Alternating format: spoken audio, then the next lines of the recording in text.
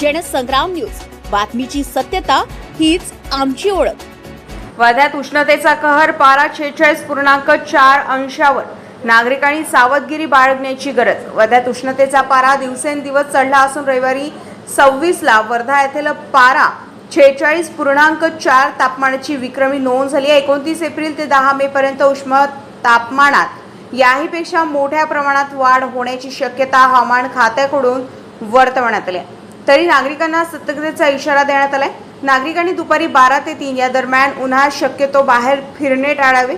बाहेर जाताना विशेष काळजी घ्यावी। सुती कापड बांधावे।